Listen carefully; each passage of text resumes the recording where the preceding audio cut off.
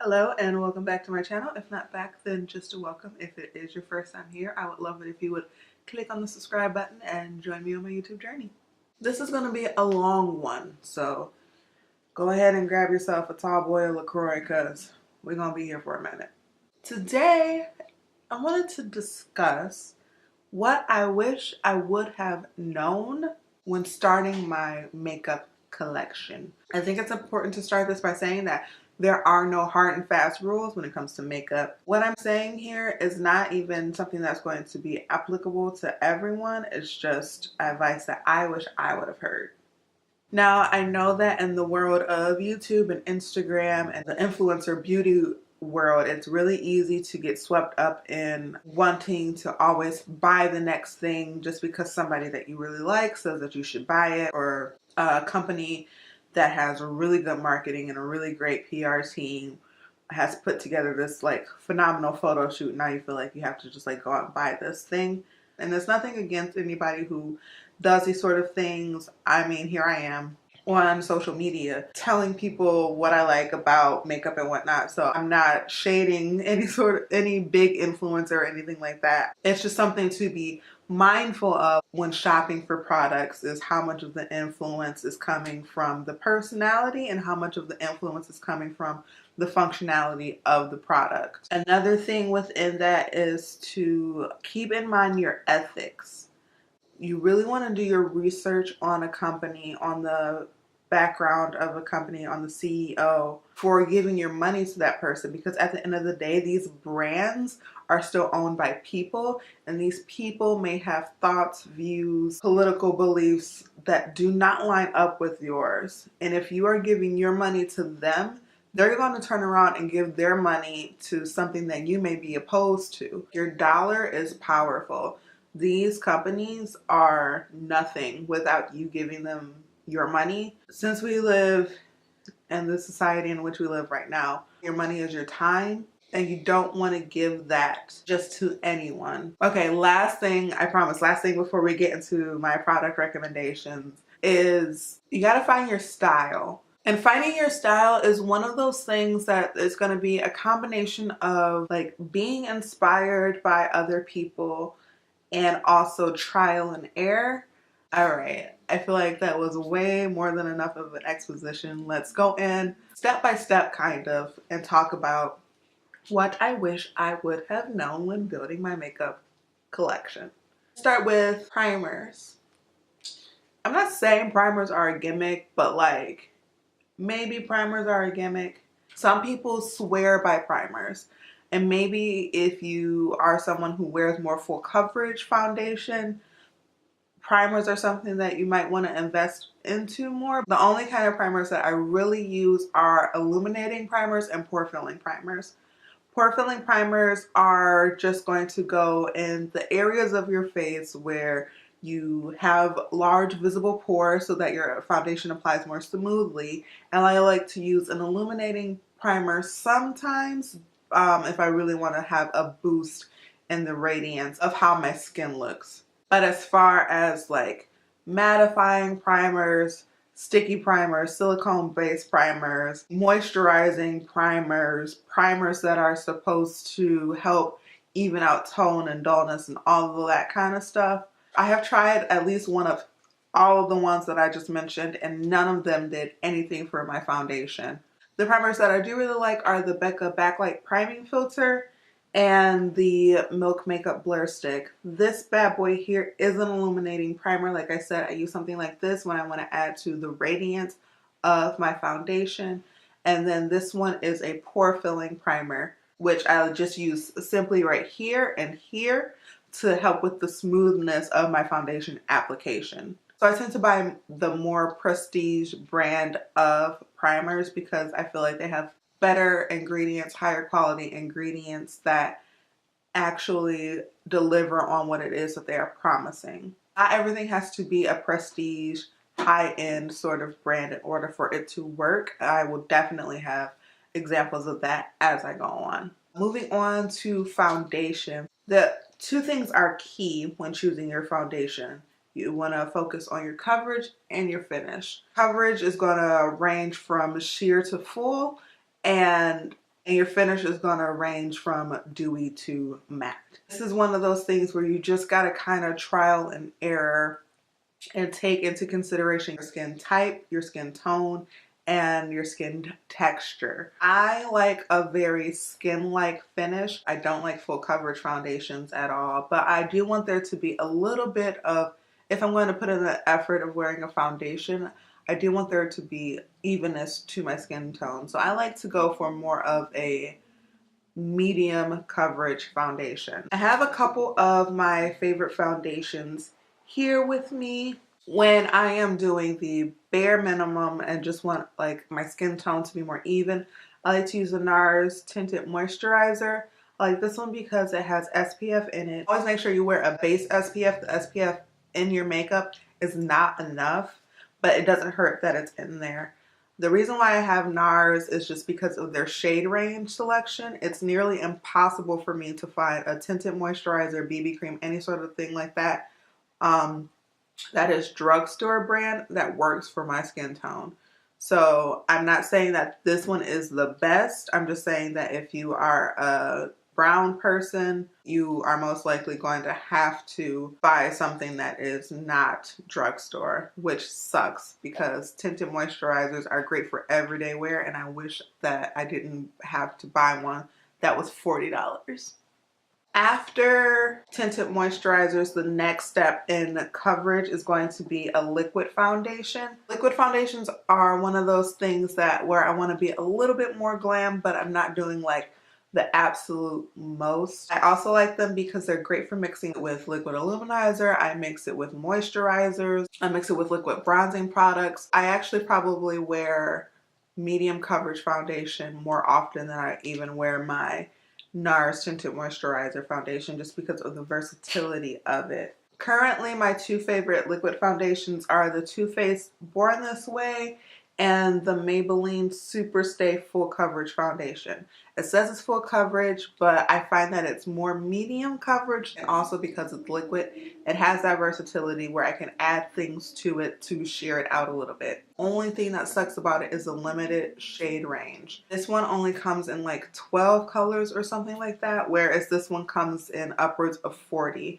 It's one of those things, again, that really, really sucks when shopping for a foundation. If you are dark to deep skin toned, you are most likely going to find your correct shade in a more prestige brand. But it's always trial and error because just because it's more expensive doesn't mean that it actually works better. Then if you want to go into something that is like super full coverage so that you can have like a really like sleek and glamorous look, that's when you want to go into your cream foundations. The easiest way to apply a cream foundation is with a stick. This one here is the Smashbox Studio Skin Shaping Foundation. I like this one because, oh, hello, it like melted on me.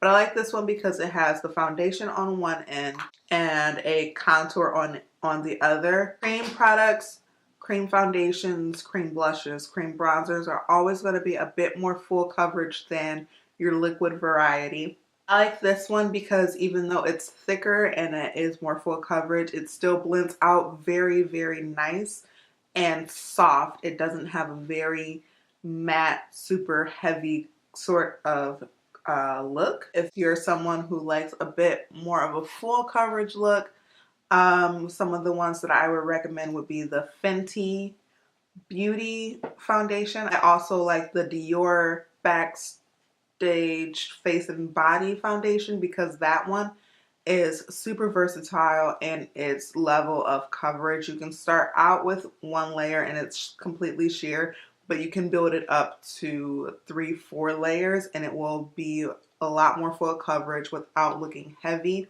on the skin. A good drugstore variation would be the Maybelline Matte and Poreless. That one comes in like a million shades. I didn't like the finish of it because it wasn't skin-like enough for me, but it had really great coverage and it was very matte. As far as tools for applying foundation, I always like to use my fingers. When I want to get a bit more glam, that's when I bust out the brushes. I really like a sort of flat painter kind of makeup brush to apply my foundation. I feel like it goes on the smoothest, but still kind of shears out. I'm all about shearing out face products because I really do like my skin to come through. And then I feel like if I want to shear it out a little bit more, I'll go in with a sponge and like sop up the excess product. I hardly ever blend out my foundation with my sponge. I just feel like it takes up too much of the product, and I use kind of expensive products and I'm not willing to have most of it be living in my sponge. Brushes are one of those things where I don't feel like you have to get them. This one is the IT Cosmetics Velvet Luxe Plush Foundation Brush. It's a pretty pricey brush. I used some Ulta points to get it. I do like it, but it works just as well as the ColourPop foundation brushes that I just purchased. I like this one better because it's a bit softer, but as far as functionality, the ColourPop works just fine. I used the ColourPop brush to do my makeup today, and it looks great if you ask me. When I'm going in with the cream products though, I like to use a flat buffing brush, a kabuki brush. My go-to brush is always the Real Techniques Expert Face Brush. They're all dirty right now, that's why I don't have it. This one is the Morphe M444 brush. Has super short, compact bristles. So if you really want the coverage to stay there, you want something really short and compact and dense. And when I want to do just my absolute most glamorous face, this is what I go for with a cream foundation to really like buff it into the skin so that it doesn't look like it's sitting on top of the skin, but also the density of the bristles doesn't take away any of the coverage. Next up is going to be concealer. I recommend that everyone have two shades of concealer. You want a skin tone concealer to conceal any blemishes, dark spots, whatever. And then you want a highlighting shade of concealer. Lately, I have not been using a highlight shade of concealer. I have simply been using a skin tone concealer. And if you're someone like me who likes a more skin-like finish, skin tone concealer is going to be the holy grail for covering up any blemishes without adding a lot of product onto your skin.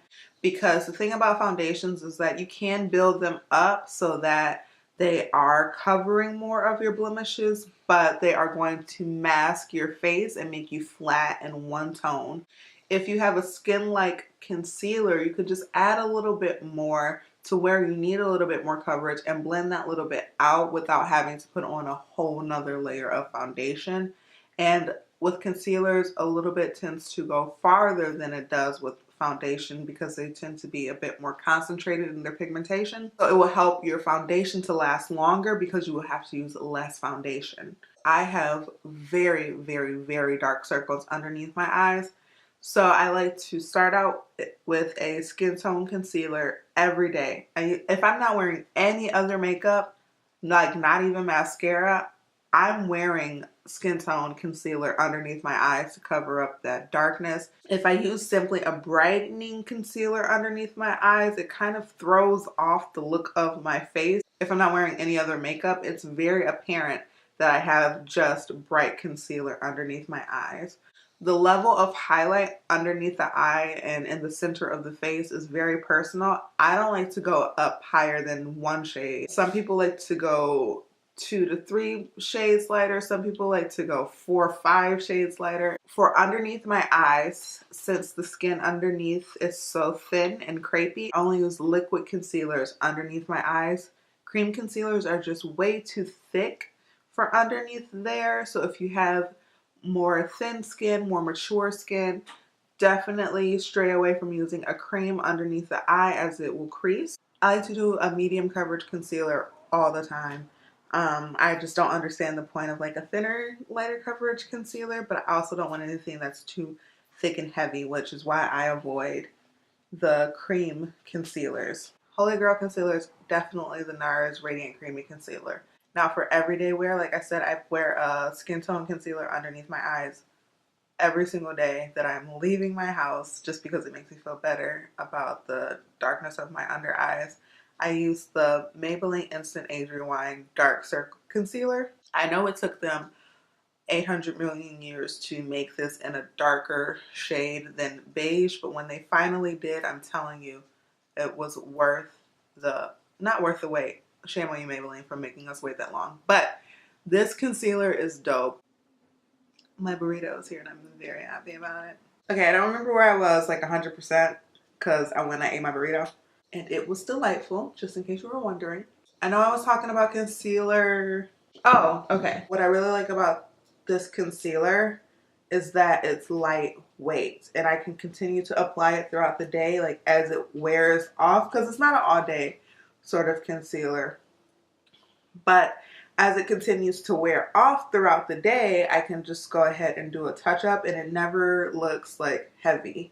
If you're looking for a more cost-efficient alternative to the NARS Creamy Radiant Concealers, the LA Girl Pro Conceal is a very, very good match as far as thickness and consistency and shade range.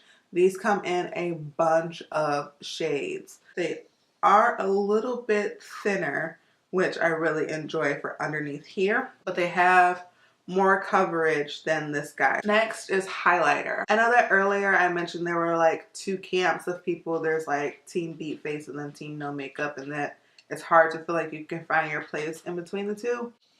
But there are truly two camps of highlighter people. There's Team Beaming Highlight and then there's Team Natural Lit from Within. I'm on this team. I'm Team Lit from Within.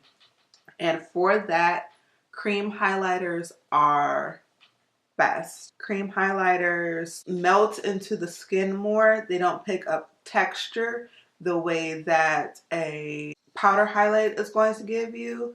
But still, it's a little bit more booming than a liquid highlighter. Same principle with the foundation. The liquid highlighter is going to have more flexibility, less coverage than the cream highlighters. But the cream highlighters are not going to be as impactful as powder highlighters.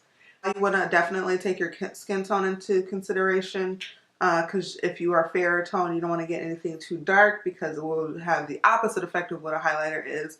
And if you're darker skin tone, you don't want to get anything too light because you don't want it to look too ashy on the skin and just really unnatural. My two go-to cream highlighters are the ColourPop brand highlighters. I have quite a few of them. I like the ColourPops because they're also very, very affordable. Another highlighter that I live by that I absolutely love is going to be the Glossier Halo Scope. I love these because they have a balm core in the center of them. So there's like a sort of dewy hydration look to not just a shimmer.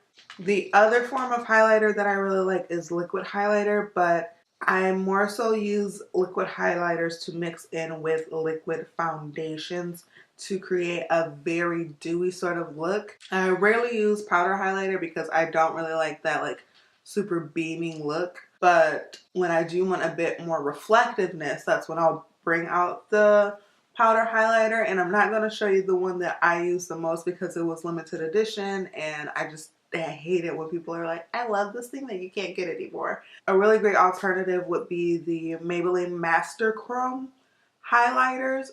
They have such an intense reflective metallic shine and they now come in a variety of colors. So there's something for everyone in that line. Highlighters are one of those things that I don't really feel the need to splurge on. I rarely get prestige highlighters because they all kind of do the same thing. With the exception of powder. The softer the powder is, the better. And some of the less expensive powder highlighters don't have that. But as far as the creams and the liquids, you can kind of get away with not spending so much money on them. Now for blush. For the longest time, I didn't wear blush. I felt like blush was kind of like, you know, grandma makeup. And it really just ties the whole look together. Especially if you're doing like color on the lid, color on the lips. You can look kind of just like kind of stuck on and not cohesive. Blush brings a cohesion to the face that I feel like is kind of like not thought about a lot of the time. The thing about blush is when you are darker, it's harder to find one that will show up on your skin, or if it will show up on your skin, that will not look clownish. Fair skinned people often blush more naturally as well. So there are ways to tone that down to make it look more natural. The darker you are, the less you are blushing on your own. But it really is a step that is going to like pull your whole face together. I like liquid blushes. I feel like regardless of the level of makeup intensity that you like to do, whether you like to do full coverage, full face, or if you like to do a more light look, liquid blushes are going to be your friend because they will be sheer, but you can build up intensity. With powder blushes, it's easy to go overboard quickly. I love, love, love, love the Glossier Cloud Paint. I have all the colors. It is such a sheer wash of color that can really be intensified and is really kind of hard to overdo. It's very intimidating coming out of the tube because it's so concentrated, but I promise you, once you like put it on your face and start shearing it out, it's so hard to go overboard. Even the more intense colors, it's so hard to go ham. I also like these because they come in a wide array of colors. So I have blush for every makeup look that I could ever possibly do. And because they're liquid, I can mix any of them together to get any color combination that I want. Now as far as like bronzer and contour, I'm not that well versed on them. I don't use them that often. I will only use cream contour, never powder contour. And I also choose contour shades that are a little bit on the warmer side, so there's also like a bronzing effect to them. When I use contour or bronzer, I just want to add a little bit of definition, but more so like warmth to my face. So I really like the Fenty Beauty Stick, or I'll use the contour stick end of the cream foundation from Smashbox. Sticks also give you more control.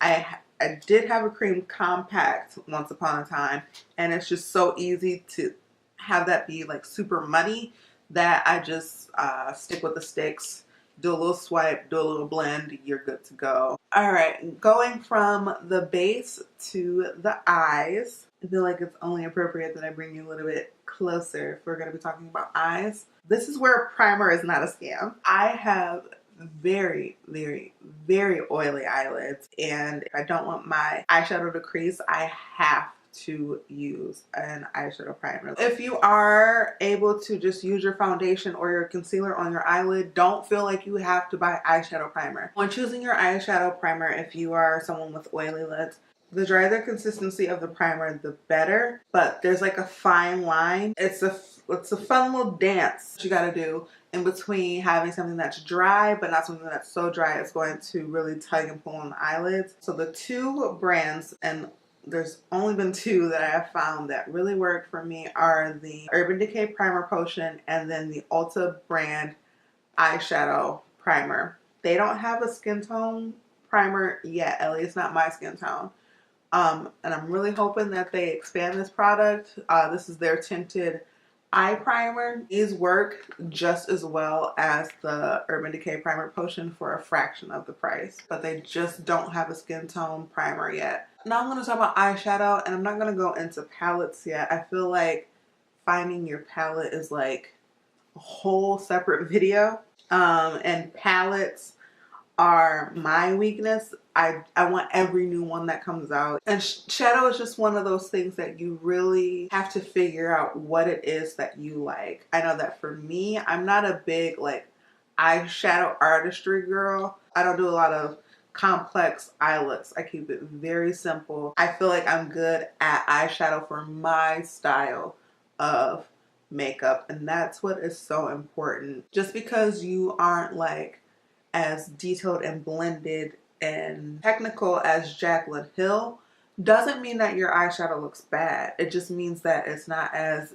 technical as Jaclyn Hill's, and it doesn't have to be for you to be good at your makeup. So if you're like me and you don't like a lot of detail in your eyeshadow, I highly recommend investing in some nice like eyeshadow chubby sticks and some good creams. The NYX Jumbo Pencil is going to be your friend for that sort of just like quick and easy, like you want some definition on the eyes but you aren't really looking to spend a lot of time on the eye.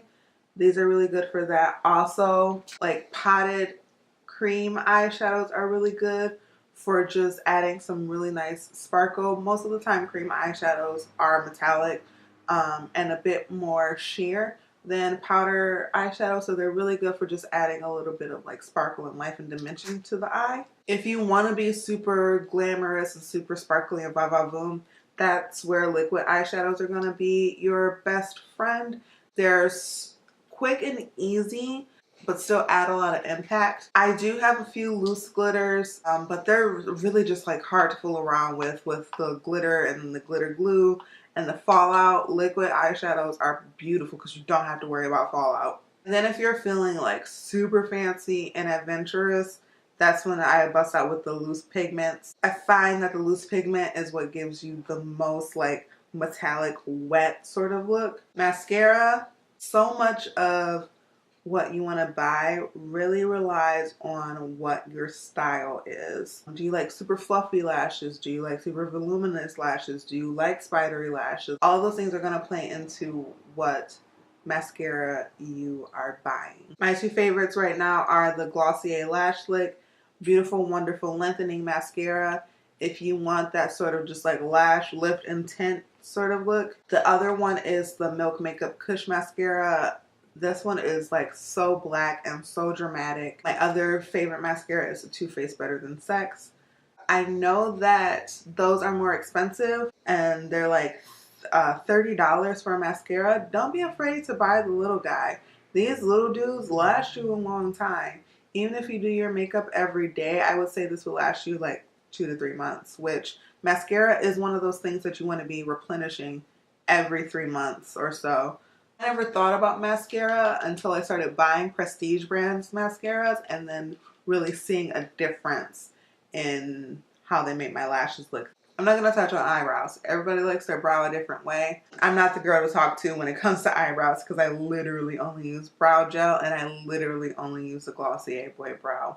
The end. Kind of want to try the Kush brow because I love the Kush mascara so much, but I don't know, man. I always get burned when I step out on the boy brow, so I might just leave it alone. I feel like lipstick is like pretty easy, and if you have no makeup whatsoever, if you're just starting wearing makeup, I recommend starting with lipstick because it's a good way to get color on your face, which when you first start wearing makeup can be like a little jarring. So yeah, just dip your toe in the water of lipstick. That's another thing where you do not have to spend a lot of money. Like please, please, please, please, unless there is a color that you can't find in the drugstore, because I do have some more expensive lipsticks, but that's just because I couldn't find the dupe for them in a more affordable brand. Don't spend $60, $70 on a Tom Ford lipstick just because the packaging is pretty. Like,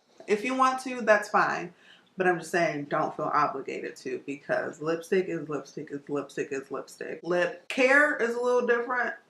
A 99-cent chapstick is not going to be the same as the $18 Agave lip balm from Bite Beauty. If you are brown, find you your brown lip liner best friend. Brown lip liner will enable you to wear any lip color. Also, if you aren't brown and you're like me and you just kind of have like mushy lips that don't have any sort of like definition, like I don't have a definite arch the way that Rihanna has. My lips are just kind of like there.